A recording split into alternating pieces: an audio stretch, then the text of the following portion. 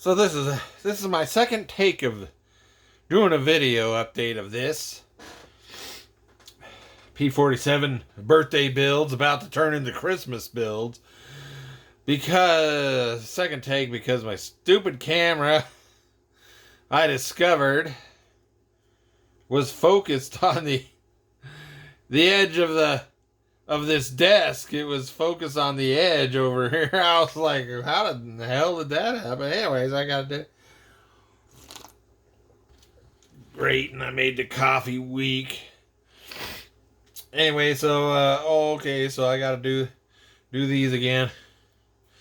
So I spray painted, sanded these down for the second time to get the little particles off of there, off of the hub. So I re-spray painted. And this one, I swear, when I was spray painting it, I saw a little speck hit it, but oh well, at this point, that's what they get. They're going to get a little speckly propeller hub. What was the other thing? These decals. So last episode, I explained how this was the whole sheet. You get two halves of a whole sheet of diamonds. And I put the whole sheet on, and I got a bunch of wrinkles, just all wrinkly, and tried to fix it, and explained in the last. And then I also explained that my plan was for this side, I was going to cut out each individual row of diamonds, and I was going to do the leading edge diamonds individually. And so it seemed to work, putting each row, separating each row of diamonds from the whole sheet and doing their little speck right there. Anyway, so that seemed to work. Now, what was I going to do? Oh, yeah. And then I want to explain, I was looking at the Eagle Strike decals and discovered that it says right here, diamonds optimized for Tamiya's kit. So, this Monogram cowling must be a slightly smaller diameter than Tamiya's cowling.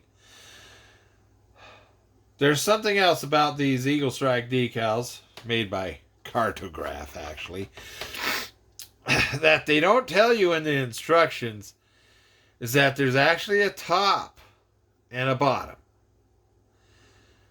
And the top, the diamonds are they look, they're normal size. But when you get to the bottom, the diamonds are a little squished looking, the bottom row. So that's the top. That's how you tell the top from the bottom. But the Eagle Strike decals instructions don't explain that. Now what else? Well, I might be posting this. I'm doing this a little bit earlier than the Sunday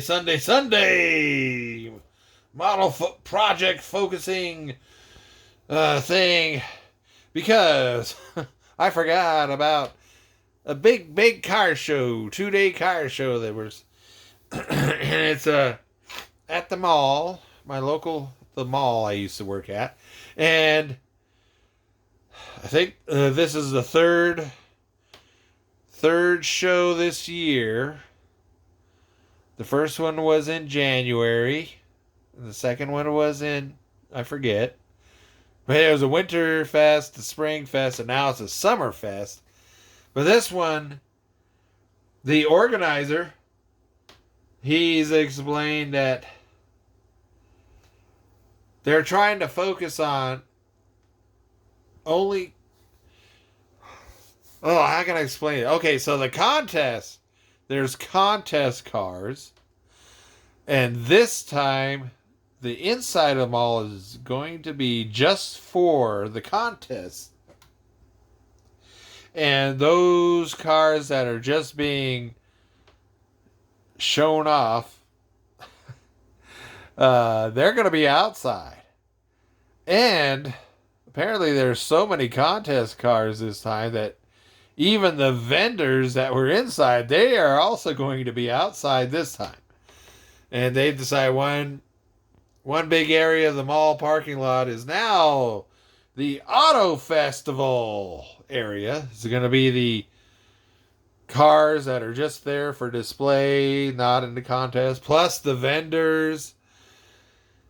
And the exciting thing is just in the last 2 days, our local weather forecasters are saying we're going to have thunderstorms from Friday to Sunday. So it's like, oh, that's going to be interesting. Okay, so now I got the two others, 49 Mercury and Gangbusters.